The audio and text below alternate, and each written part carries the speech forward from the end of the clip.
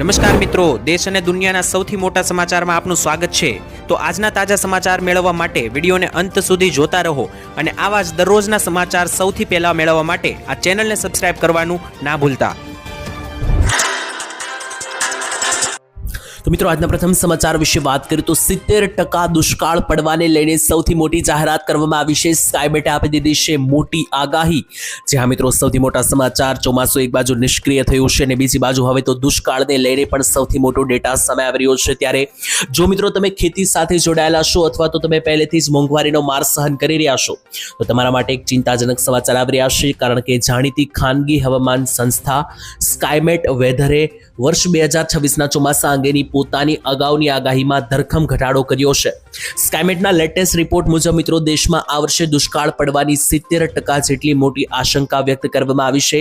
સ્કાયમેટે સમગ્ર ચોમાસાની સિઝન માટે પોતાનો અંદાજ ઘટાડી દીધો છે અને હવે જે નવું અનુમાન મિત્રો સ્કાયમેટ તરફથી જે બહાર પાડવામાં આવ્યું છે તે અનુસાર વાત કરીએ તો આ વર્ષે મિત્રો જે છે તે દીર્ઘકાલીન સરેરાશ એટલે કે એલપીએના માત્ર 85% જેટલો વરસાદ થવાની ધારણા છે। એટલે વરસાદ એક પ્રકારે સાવ ઓછો થઈ જતો અહીંયા જોવા મળી રહ્યો છે તેવું પણ અહીંયા સ્કાયમેટના રિપોર્ટમાં સામે આવ્યું છે। અને આટલું જ નહીં, જો મિત્રો મહિના પ્રમાણે વાત કરીએ તો ઓગસ્ટ મહિનામાં સરેરાશ 84% અને સપ્ટેમ્બર મહિનામાં સરેરાશ 80% જ વરસાદ પડવાની શક્યતા છે। તેમને જણાવી દઈએ કે શરૂઆતથી જ વરસાદની સ્થિતિ ચિંતાજનક છે। તેની વચ્ચે આ રિપોર્ટ એવા સમય સામે આવ્યો છે કે જ્યારે ચોમાસાના પાણીની સૌથી વધારે વરસાદની લોકોને જરૂર છે।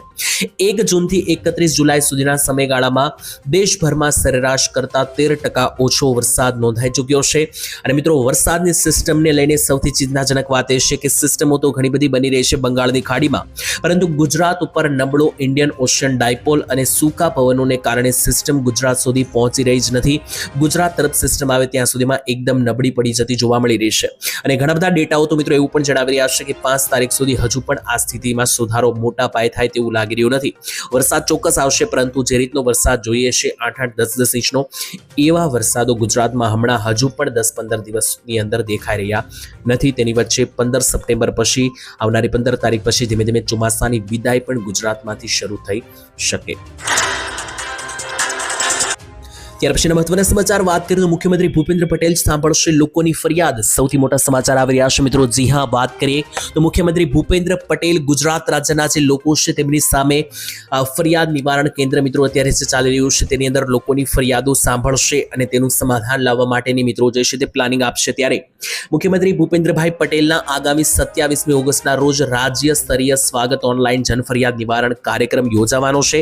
અહીંયા મિત્રો મુખ્યમંત્રી હાજર રહેવાના છે કાર્યક્રમમાં અને રાજ્યના નાગરિકોના જે પણ પ્રશ્નો છે, નાગરિકોની જે સમસ્યાઓ છે અને જે ફરિયાદો છે તેમની રજૂઆતો સાંભળશે અને તેનું સત્વરે નિવારણ લાવશે।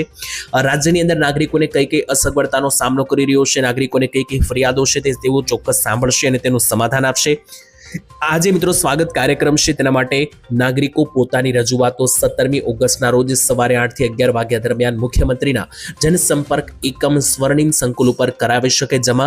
વડાપ્રધાન નરેન્દ્રભાઈ મોદીની પ્રેરણાથી વર્ષ 2003થી શરૂ કરાયેલું આ સ્વાગત મિત્રો જે ખાસ કરીને કાર્યક્રમ છે તેમાં લોકો પોતાની તમામ સમસ્યાઓ લઈને આવે છે અને લોકોને જેટલી પણ હાલાકી ભોગવવી પડે છે, જેટલી પણ સમસ્યાઓ છે તેનું એક લિસ્ટ બનાવીને આવે છે અને અહીંયા તેઓ લોકો જે છે તે પોતાના પ્રશ્નો મૂકે છે અને તેની સામે મુખ્યમંત્રી ભૂપેન્દ્ર પટેલ જે છે તે લોકોની સમસ્યા સાંભળશે અને તેમનું યોગ્ય ફરિયાદોનું નિવારણ જે છે તે આપવાની જે છે મિત્રો પ્રક્રિયા હાથ ધરવામાં આવશે। તો મિત્રો તમારે સરકારથી શું મોટી ફરિયાદો છે એક વખત જરૂર તે નીચે કોમેન્ટમાં લખીને જણાવી આપજો।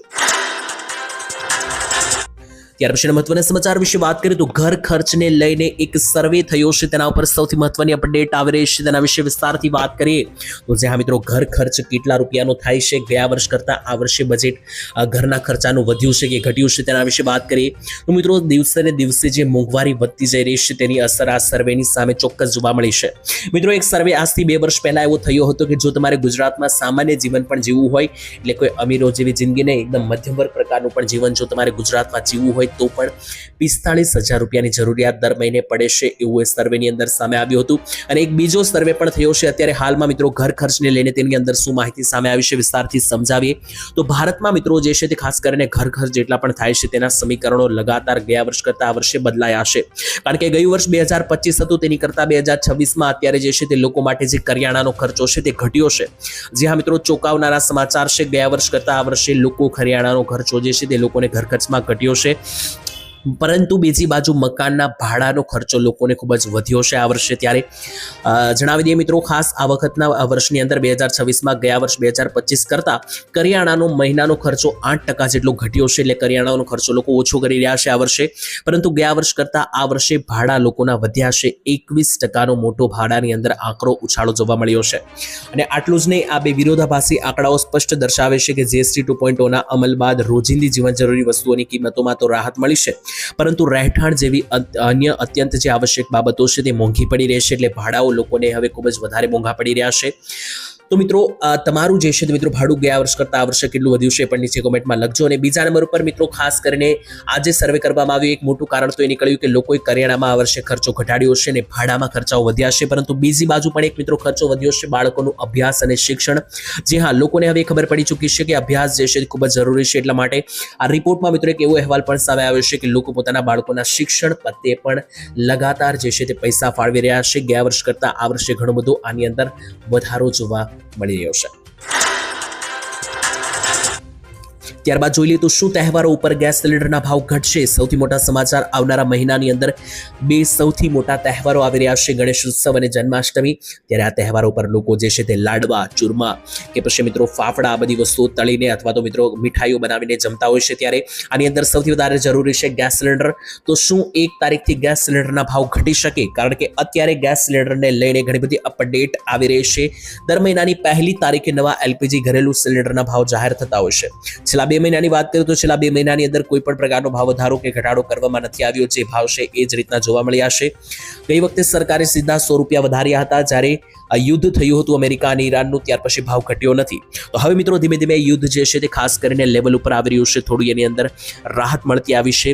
તો બની શકે કે સરકાર તહેવાર ભેટ તરીકે લોકોને સિલિન્ડરની અંદર ભાવ ઘટાડો કરી શકે. જો કે નવા ભાવ શું છે તો આપણને 1 તારીખે જ ખબર પડશે, કારણ કે દર મહિનાની 1લી તારીખે સરકાર જે તેલ કંપનીઓ છે તે નવા LPGના ભાવ જાહેર કરતી હોય છે. જો કે ગયા મહિને મિત્રો LPG સિલિન્ડર જે 19 કિલોનો કોમર્શિયલ છે કે જે હોટલોની અંદર, રેસ્ટોરન્ટની અંદર વાપરવામાં આવે છે, તેની અંદર મોટો ભાવ ઘટાડો થયો હતો. તો આ મહિનાની અંદર હવે લોકોને આશા છે કે તહેવાર આવી રહ્યા છે, તો તહેવાર મનાવવા માટે સરકાર લોકોને ભેટ આપી શકે ગેસ સિલિન્ડરના ભાવો જે છે તેની અંદર રાહત આપીને. તો મિત્રો જોવાનું રહેશે કે સરકાર ભાવ ઘટાડો કરે છે કે નહીં, કારણ કે છેલ્લા કેટલાય સમયથી ફુગાવાને કારણે ગ્રાહકો ભાવ ઘટાડવાની આશા રાખી રહ્યા હતા, પરંતુ આજે પણ સિલિન્ડરના દરો જૂના સ્તરે સ્થિર રહ્યા છે. બીજી તરફ વૈશ્વિક સ્તરે અમેરિકા અને ઈરાન વચ્ચે વધી રહેલું જે યુદ્ધ છે તે પણ મિત્રો તેની અસર પણ ગેસ સિલિન્ડરના ભાવ ઉપર જોવા મળી શકે, એ પણ આપણે ભૂલવું ના જોઈએ.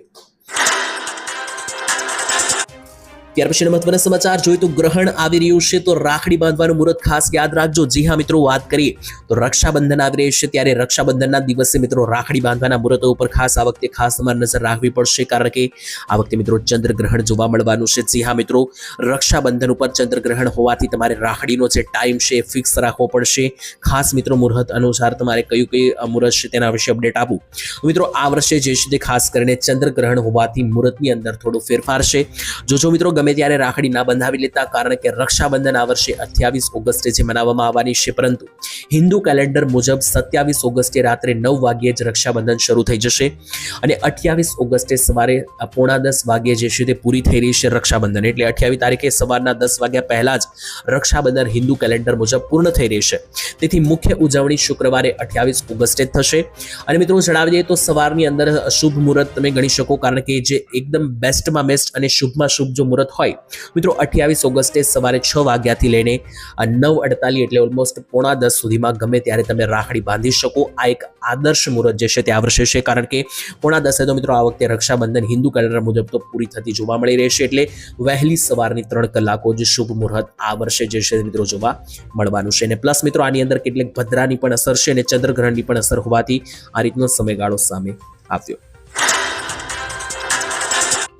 ત્યાર પછીના મહત્વના સમાચાર વિશે વાત કરીએ તો અંબાલાલ કાકા કહે એટલે માનવું તો પડે જ, કારણ કે અંબાલાલની આગાહી લગભગ મિત્રો સાચી પડતી હોય છે અને જૂના આગાહીકાર છે, નિષ્ણાંત છે, ત્યારે શું નવી આગાહી કરી છે અંબાલાલ કાકા પટેલે તેના વિશે વાત કરીએ તો ગુજરાતમાં ચોમાસાની સિઝન દરમિયાન હાલ અત્યારે મિશ્ર ઋતુનો માહોલ જોવા મળી રહ્યો છે, ક્યાંક વરસાદ તો ક્યાંક તડકા જોવા મળી રહ્યા છે. તેની વચ્ચે હવામાન વિભાગે ગુજરાતમાં આગામી 7 દિવસ હળવાથી મધ્યમ વરસાદની આગાહી આપી દીધી છે. ત્યારે અમદાવાદ અને ગાંધીનગરમાં તાપમાન તો 33 ડિગ્રી એટલે ઉનાળા જેટલું જઈ રહ્યું છે. ત્યારે હવે મિત્રો રાજ્યની અંદર સિઝનનો 60% વરસાદની ઘટ શરૂ થઈ ચૂકી છે. સૌરાષ્ટ્રમાં 30%ની વરસાદની ઘટ થઈ રહી છે. ત્યારે હવે ધીમે ધીમે વરસાદની પરિસ્થિતિ સુધરી શકે. અંબાલાલ પટેલે 3 થી 10 સપ્ટેમ્બર દરમિયાન સૌરાષ્ટ્ર, મધ્ય અને ઉત્તર ગુજરાતમાં 4 ઇંચ સુધીના વરસાદ ખાબકવાની અને 12 સપ્ટેમ્બર દરમિયાન દરિયામાં ભારે પવન ફૂંકાવાની ચેતવણી આપી છે. એટલા માટે અંબાલાલે કહ્યું છે કે આવનારા મહિનાના જે પ્રથમ 10 દિવસ છે તેની અંદર હવામાન બદલવાનું છે. આ દરમિયાન જાણીતા હવામાન નિષ્ણાત અંબાલાલ પટેલે જે આગાહી આપી છે તે અનુસાર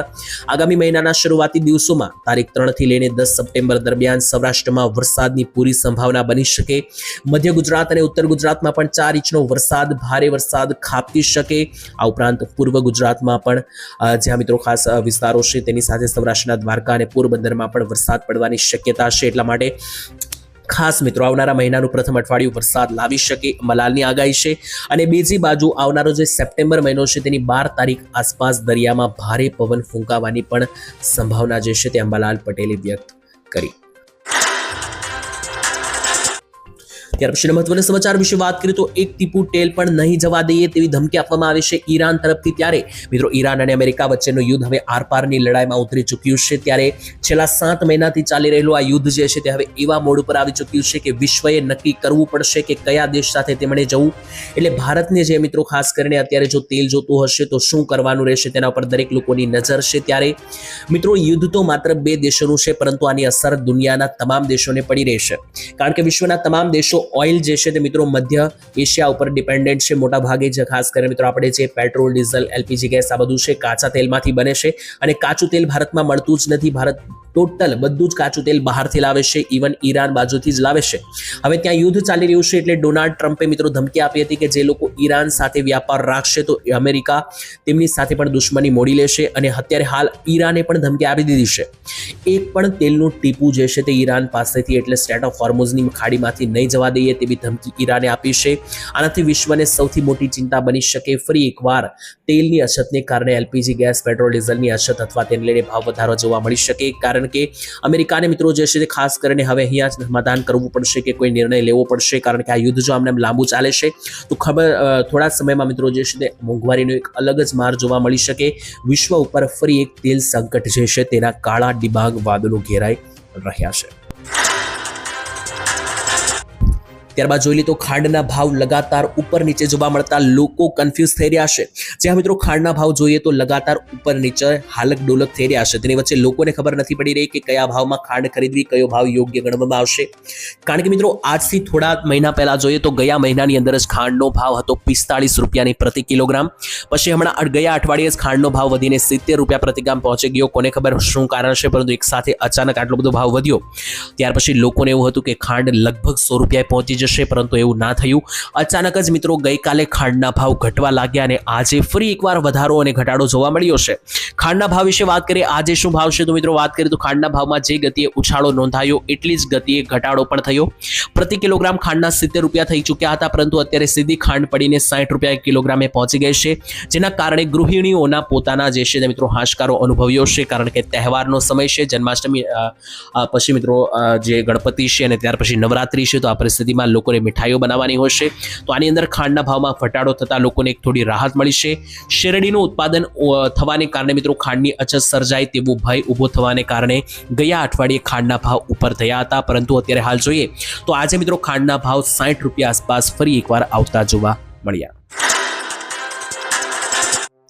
ત્યાર પછી જોઈ લો તો 40,000 રૂપિયાની સહાય અને મફત લેપટોપ આપવામાં આવશે. સૌથી મોટા સમાચાર આવી રહ્યા છે. ચૂંટણી પહેલા સરકારો જાહેરાત કરવા લાગી છે. ખાસ મિત્રો જણાવીએ, આવતા વર્ષે 6 રાજ્યોમાં ચૂંટણી છે, તેને લઈને મેનિફેસ્ટો બહાર આવવા લાગ્યા છે.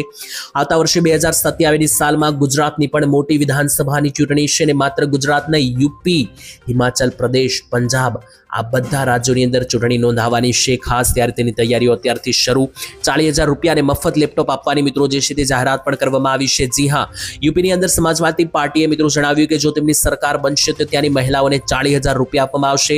દર વર્ષે તેમનું પેન્શન વધારવામાં આવશે અને વિદ્યાર્થીઓને લેપટોપ આપવામાં આવશે. ચૂંટણી પહેલા સૌથી મોટા સમાચાર. જી હા, સમાજવાદી પાર્ટી યુપીની અંદર આ મોટો નિર્ણય લીધો છે. તેની અંદર 40,000 રૂપિયાનું પેન્શન મહિલાઓને અને લેપટોપ મિત્રો પૈસા આપવામાં આવશે તેવું મિત્રો જાહેરાત છે. તેની વચ્ચે આવતા વર્ષે મિત્રો ગુજરાતમાં પણ ચૂંટણી છે, જોવાનું રહેશે. તમને શું લાગી રહ્યું છે મિત્રો, કઈ પાર્ટી પોતાની સરકાર બનાવી શકે 2027માં? કોમેન્ટમાં લખી આપજો.